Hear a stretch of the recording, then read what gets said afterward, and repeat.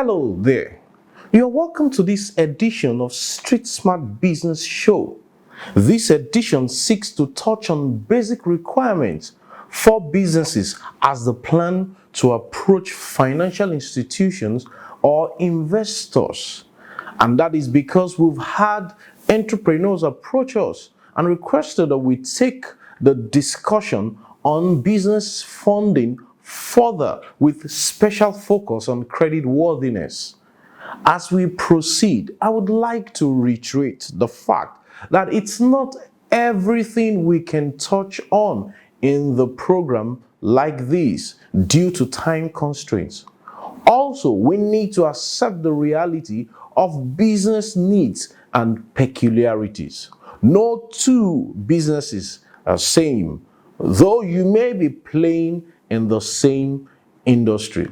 However, as we address the universal principles, applications must be tailored to the specific needs of your business as you approach lenders or investors.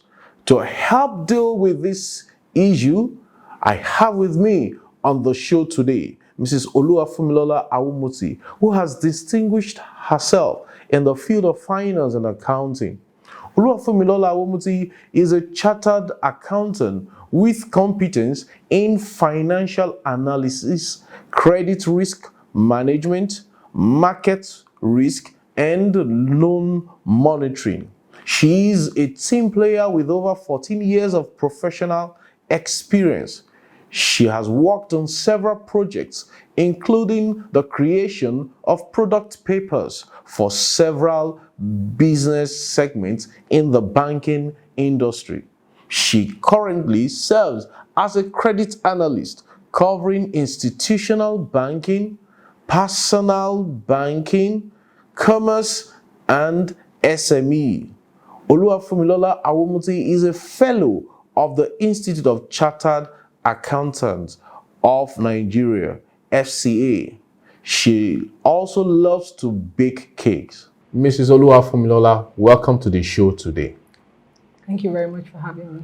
I'm sure our viewers will be glad to hear from you, your perspective. You bring on board your experience, having sat on the desk at the credit unit of financial institutions over the years, and you can mention at your fingertips those things that you come in contact with on daily basis as you look at company requirements, requests, and the things that you would like to see to match up with the listed lists, requirements based on the financial institution that is attempting to lend to the business. So we will do our best to touch on those key things.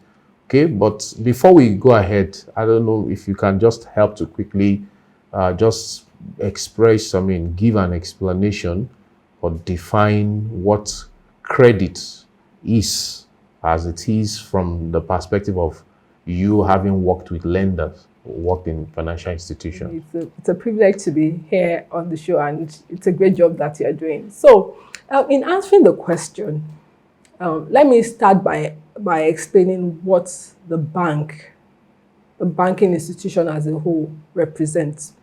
So, the bank is an institution that helps to collect money from people who have it in abundance. They've come to deposit their monies with the bank for safekeeping and probably to earn an interest.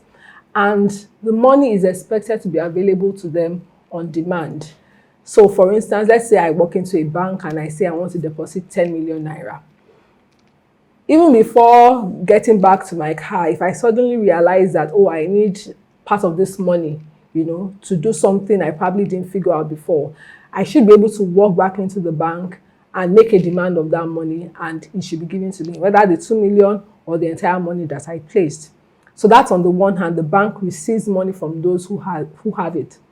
On the other hand, the bank also serves as an institution that lends money to those who have the need for the money, but at that moment or instance, they do not have the funds available. So they are able also to walk into a bank and then make a request for a facility or a loan. In this context now, they are able to make a request to borrow, and it's expected that the bank is able to, avail that facility to them. However, the bank, it's not as if the banking sector is there like the person serving us the national cake, because that's what most people assume it to be. No, the bank is going to look and assess and appraise the customer to say, oh, this company XYZ, having fulfilled this certain, requirements that are acceptable to the bank, is fit to have this facility or this amount of money that they have asked for. So the same way someone comes to me and says, oh, Fumi, please, I need money. I need 200,000 naira. I'll pay you back in 20 days' time. Am I going to be comfortable to just give the person the money? Or am I going to ask questions? Okay, Chibuzo or Jide, how much, okay, this money you're asking for, what do you need it for? How are you going to pay me back? He says, oh, I'll pay you back in 20 days. And you don't answer my question. How are you going to pay me back? Oh, my dad is coming from the US and he pays me this much every month. So I'm expecting him that by the end of the month, in 20 days' time, he'll give me this money and I'll be able to repay you. And so we do that on a personal level, and that's what the bank also does. Typically appraises the customers, having made their request, to confirm that what they're asking for, they really need it. Because most times you find that people just come to say, I want money. By the time you finish appraising them and appraising their request, you find out that maybe the amount they're even asking for, they don't really need that much if they are able to do one or two other things. So basically, the process of getting credit requires the customer coming into the bank, making a request, and then credit analysts or credit underwriters, as they may be called by the financial institutions, would appraise that customers based on several other factors. And I'm sure during the course of this interview session, we'll be able to talk on it. They would appraise them on different factors, their capacity, conditions, character, and then assess that those customers are fit to have the facilities. And then it goes through the approval process, and then an offer letter is issued. And when conditions are met, the monies are disbursed to the customer. Okay, thank you so much for that. The next thing I would want us to just discuss about is the types of credits that are available. I mean, those common ones that you come in contact with every day from the request from small and medium enterprises out there. So can you just shed more light, or maybe we'll say there are more of the products that the banks or the financial institutions have available to small and medium enterprises? Very, very important question, because just like you said at the beginning, having come across various types of customers, you find out that the people are not very aware of the various facility types that are available to them. Can you just list those ones that are generic? Okay, so you have the overdrafts. Yeah. You have the term loan facilities. Okay. You have you could have invoice discounting or contract finance facilities. Okay. You could have facilities that are for trade finance. It's where people export and import. Okay. You have scenarios like that. You have you could also have contingent liabilities. Okay. I'm sure if as time goes on, we can, and those ones are better suited for maybe people that have contracts, and the contract employer is saying, okay, I want to give you this money, part of the money for this contract, but I need some form of guarantee from a bank. And you can have maybe advance payment guarantees or performance bonds. So you can have such contingent liabilities at the side.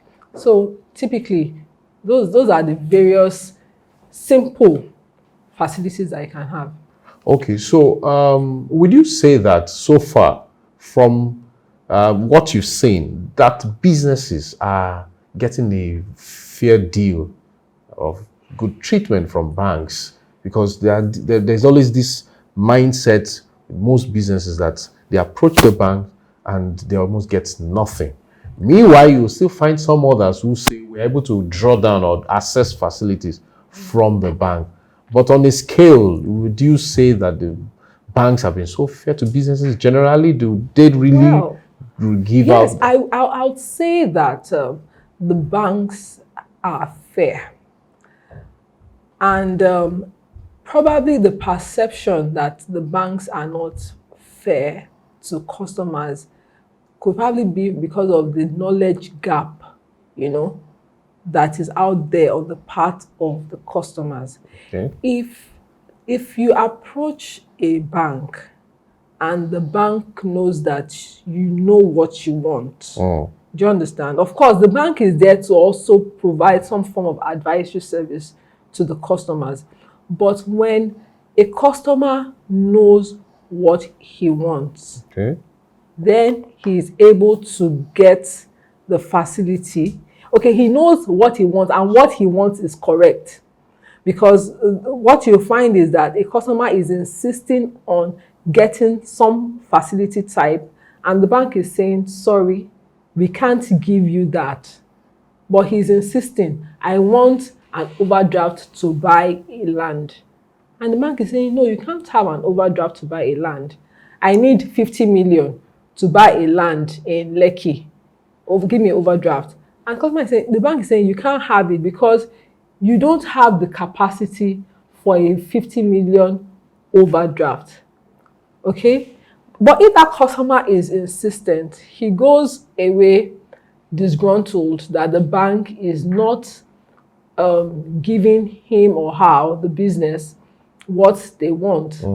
But if the customer is able to have a meaningful dialogue, conversation with the bank through the relationship officer or the risk staff, and is properly educated, the customer can actually find that, I can even get this kind of facility instead, that would help me on the long run to be able to acquire these assets that I have. Because ultimately, what the bank wants some form of commitment on the bank, on the part of the customers.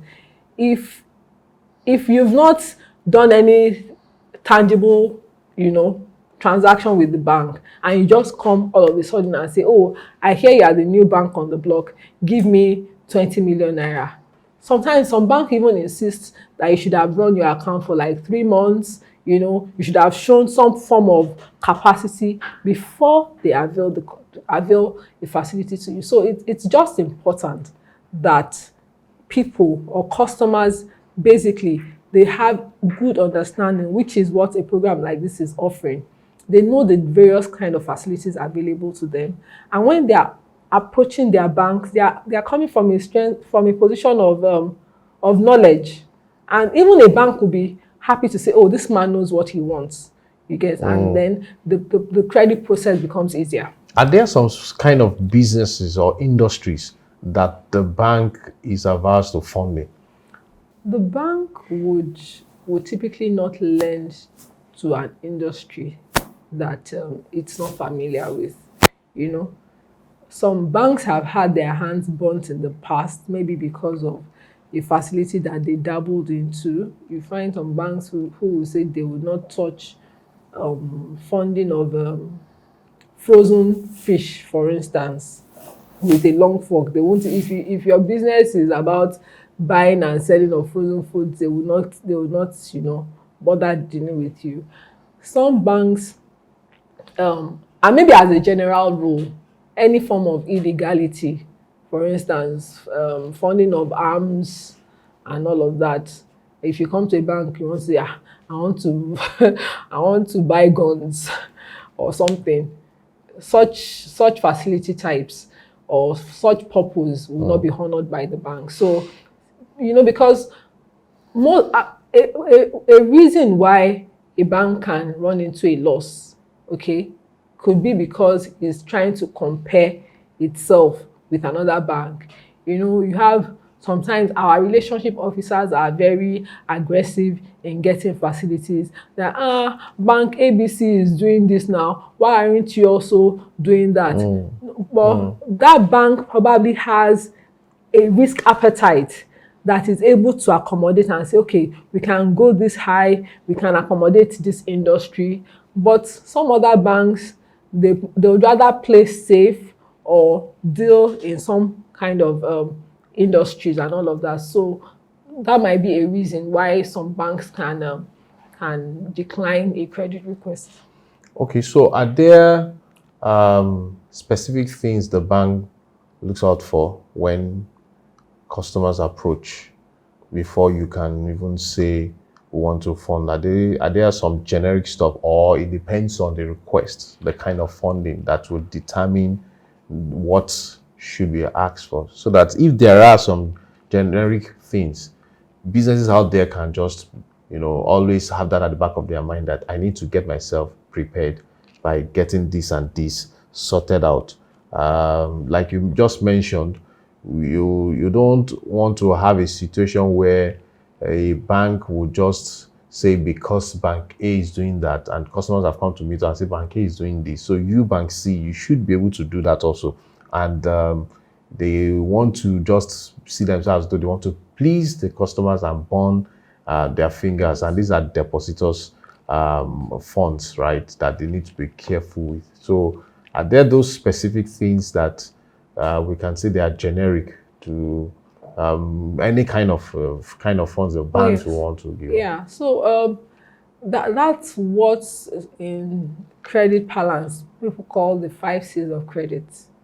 These are some things that are very basic, that when you come to a bank, when you approach a bank and you say you want a credit, the bank would typically review your request under these 5 subheadings, and incidentally, they all start with C. So, on the first level, without any order of priority, although one of them stands out really, is capacity. Your capacity to repay. Okay. I mean, anybody can ask for anything. I can promise to say, oh, I have a car that can ride on 2 legs or 2 tires. Sorry, any customer can come and ask for any amount, but it's the duty of the bank to measure your capacity. And how do you measure your capacity? You look at the customer's cash flow. So it's not enough that you are reporting a profit per se. The most important thing is, do you have the cash flow? Or let me put it this way, it's not enough that you are saying that you have a huge turnover. Oh, I sell my goods out, I sell things worth 50 million naira every month. What if you spend, and so I should give you a loan of 50 million. What if you spend 45 million, to be able to sell goods worth 50 million? That means your gross profit is just 5 million. And then you haven't taken into consideration your other indirect or administrative costs. So cash flow is very, very important. You have to drill down to be able to say that, okay, if we give this customer a facility that is required to pay 3 million every month, can he do that? And the best way to assess that is through the capacity. Okay. All right. Secondly, you have capital. Okay. Capital talks about your own investment in the business before ever even approaching a bank, to fund that business. The bank is not an NGO or a support system in that light. The banks always expect that when you are coming into when you are coming to them for some facility, you are bringing your own, quote and unquote, your own skin into it. They want to know how much have you yourself spent. So most times banks will say that we don't want to fund startups. Okay, and how can startups be fundable? Startups must have friends, family, or their own personal investments that they've been able to put into into that business, and built it for some form of time before now saying, oh, I have been faithful with this little from my family, friends, and my own past investments. I think it's time now for the bank to support me. So we've talked about capacity, we've talked about capital, we also talk about collateral. Okay. Now, most businesses don't like to hear that, but when we remember that facilities from a bank, we are tying it to depositors' money. We want to also empathize with the bank on the reasons why they ask for it. And collaterals are basically like another asset that the bank can fall back on, okay, if that business is unable to meet the repayments from that primary business, okay? So, and what collateral also do is that they put you on your toes somehow, because you know what is at stake, you know what you have invested, and you know that if you are bringing your family home, for instance, as a collateral, and you would not want a situation where the bank now has to have recourse to taking over that property and selling it off so that they can, have their funds back and ultimately give it back to the depositors, then it also puts the business on its toes to do all it can, to ensure the business, the success of the business. Okay, so we've talked about capacity, collateral, and capital. We also have conditions. Conditions are more like the situations that surround that business. Look at the economy, for instance. What if the CBN comes tomorrow and says, maybe they've already started giving indicators that they wouldn't be funding FX-related transactions. Should the bank dabble into so much of it when those signals are already coming from the regulators? Do you understand? When you now look at even the business itself, conditions can be, okay, what conditions do we put in place to ensure that this facility can be paid as at when due? You want to talk about the tenure of the facility, the interest rate. Are those things that would help the ultimate success, of the facility? Conditions could also mean, should I be giving this customer an overdraft or a term loan? So those are some things that you want to look out for and say, okay, I must put these conditions in place, so that I can ensure that my money comes back. Okay. And then lastly and most importantly is character. Now, character speaks to the people or the face behind the company, because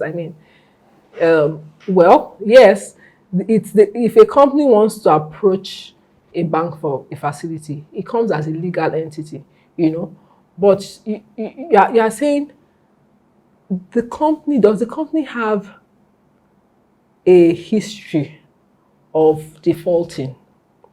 And the best and primary way you want to check character is through credit reports. Has this customer borrowed before in the past? Did the business pay back? Did they have to get into a litigation situation before the money was returned? And when the bank begins to see those signs, they either want to push away, or even as a regulation in Nigeria, you are not expected to borrow to a business who is owing another bank. So there is that form of insistence that they should go and clear whatever outstanding obligations they have with the other banks before they can approach you. Okay. You know, so but you know, that could also, or that could ultimately tell you, do you even want to deal with this customer at all? So, Because if he can do it with bank A, the chances are high that that same pattern would be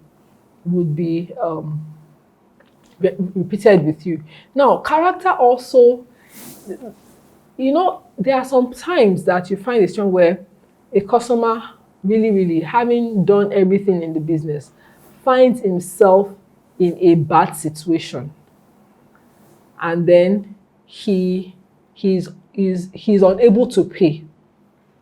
Okay, but banks are still able to stay true to that customer because they see that the customer is making every effort, you know, to get that facility or that outstanding obligation repaid. The worst scenario you can find is to find people who they even have the capacity to pay, but they are unwilling to pay because maybe they just feel like, this Nigeria, you know, this is my own share of the national cake, and I have chopped my own, and they just want to walk away. So it's a very dangerous situation to find yourself with a customer who has the capacity to pay but is unwilling to pay. I mean, you can just kiss the funds goodbye. thank you so much. You've nailed it on very well for us, and with this knowledge shared, I'm sure our viewers can be able to put one and two together for them to understand those key things that they will need to be mindful of before they approach the bank. So finally, briefly, I want us to address the issue of the basic requirements.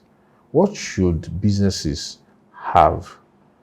You know, where they are running their business on a daily basis, but there are those specific things that are just generic. It's different from, okay, this is invoice discounting that I want to go for. So I need to go and bring the invoice, right? That go for the contract so that the bank can do that. Those are specifics for that type of financing. Yeah. But something that is generic, where the bank will say, you're running a business.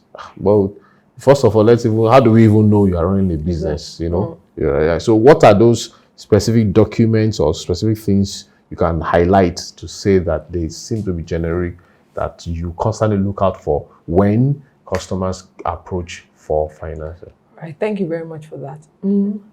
So first and foremost, you want to even establish that you are lending to a legal entity.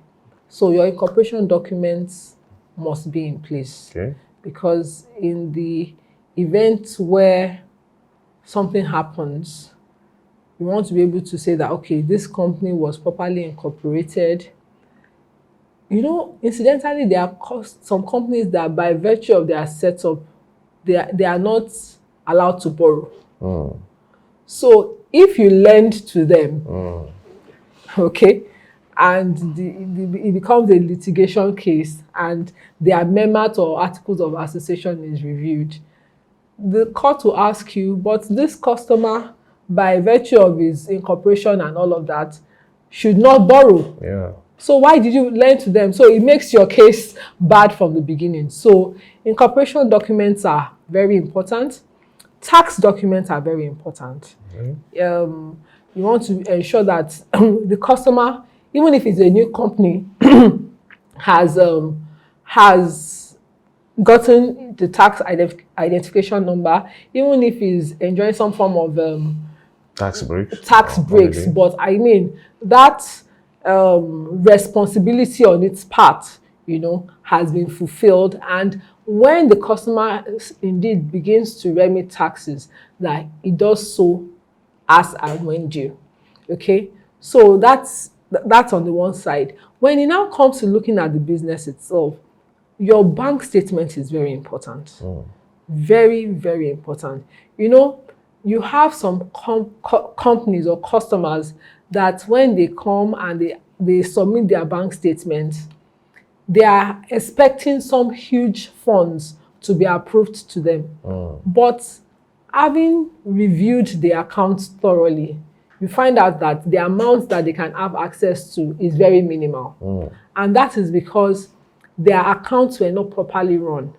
So if you have a business that maybe is so cash-based, it's just very beneficial for you to let that cash run through your account.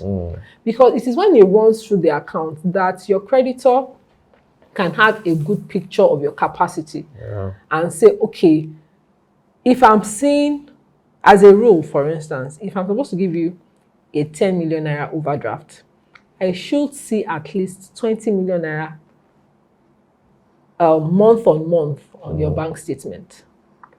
So if you are actually a business that does 50 million month on month, but only 5 million runs to your account, and you are saying, people bring cash, and before the end of the day, we take our cash to go and buy goods, you will be doing yourself some huge disservice, because the bank can, the truth is the bank does not attach emotions in its analysis. The bank wants to see the facts and the figures, okay? To say that, okay, this bank, this company does this much, and based on this, we should give them this amount. So your bank statement is very, very important. Another document that is important is your audited financials. It's a representation of your financial position at the end of the period. It shows if typically the bank would ask for maybe 3 or 4 years, and the reason for that is to check the trend. What has been the trend of your gross profits, of your turnover? Has it been increasing? What are the factors responsible for the increase? Is it because of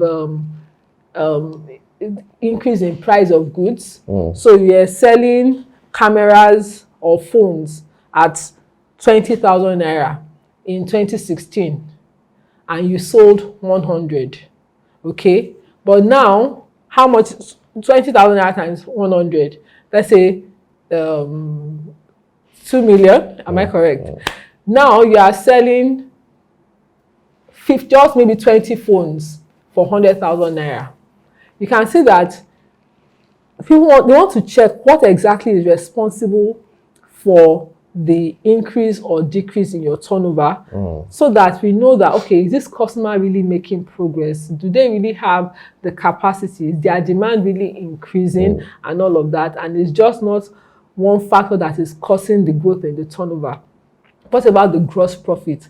Are they expending more, okay, to make this much sales? What is the trend of the gross profit in relation to the turnover?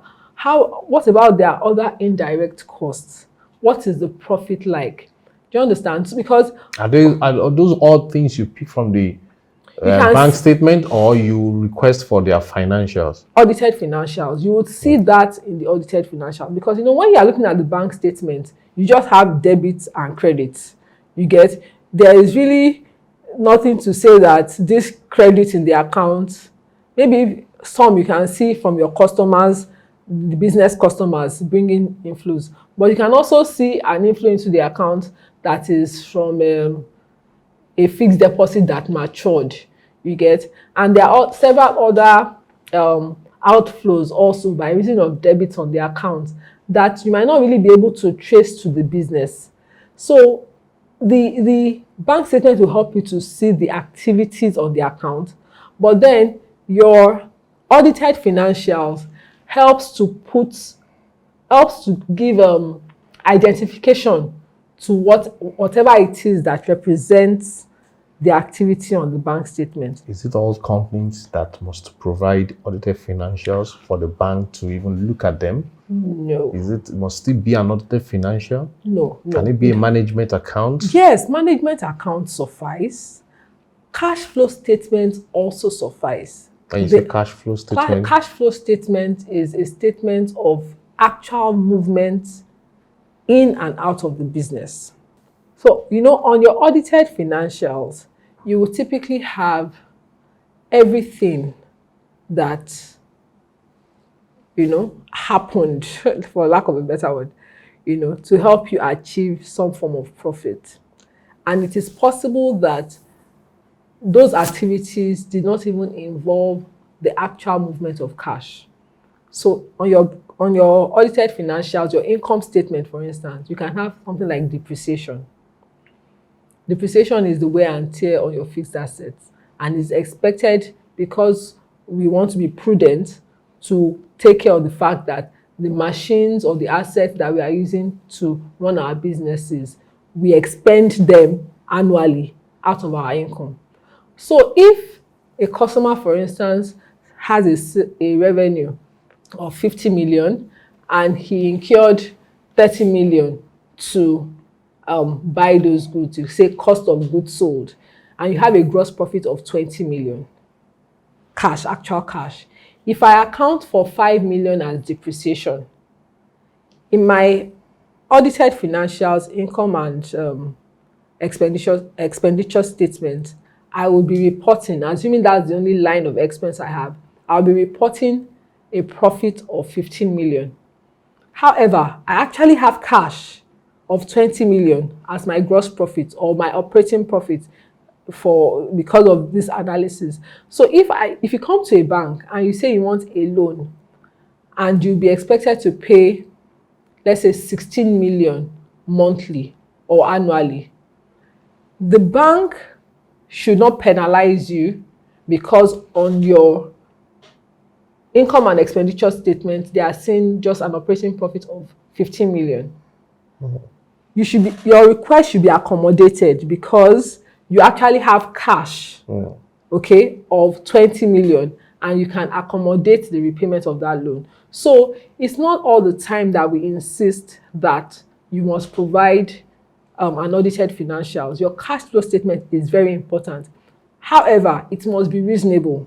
You cannot have maybe in your previous year you recorded 200 million as your total annual turnover, and then say by year 2, when we are giving you the facility, that you'll be able to achieve 1 billion naira. Everybody will ask you, how are you going to be able to achieve that? So it must be reasonable, whatever it is that you are projecting, because the bank will also, by reason of your projection and what they've seen in the past, that would be able to let them know that, okay, this customer can actually achieve what he's saying he can achieve. Wow, thank you so much for those expository discussions. They actually will be very helpful to our viewers to make judgments, to help them to look into their business and pick on those things that they can be building gradually. It's a process. It's a process. So entrepreneurs out there, this whole thing, it's a journey. It's not something that you wake up one day, you start a business today, and tomorrow you are knocking on the door and say, I want to get these stuffs sorted out. Maybe you've heard stories of what is happening with the fintechs or in the technology world, where there are so much funds being released and people are trying out things.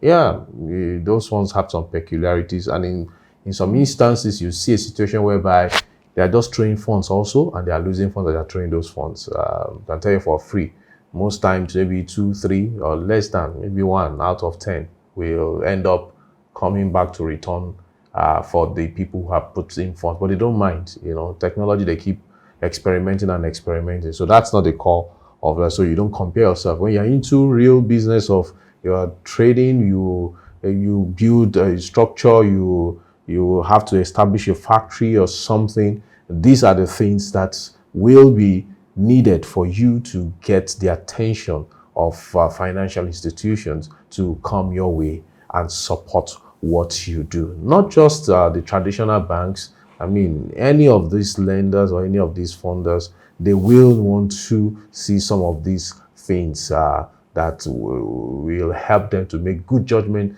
about your business. So I say this to you, that you have a lot of work to do, but that lot of work is not as though you're going to have extra burden All you need to do is just to say, as you run your business on a daily basis, just make sure that the things that you will need to note down, you note them down.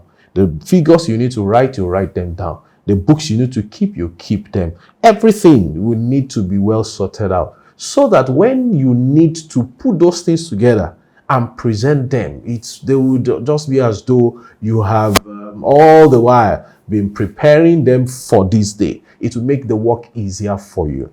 However, business owners have approached me to talk about how they can be helped with their bookkeeping, and supported. So we will be taking the discussion further, right? In subsequent edition, we will try as much as possible to bring on board financial experts also, people who would also take you on some of those basics, right? We might not be able to touch on everything. Definitely we won't, right?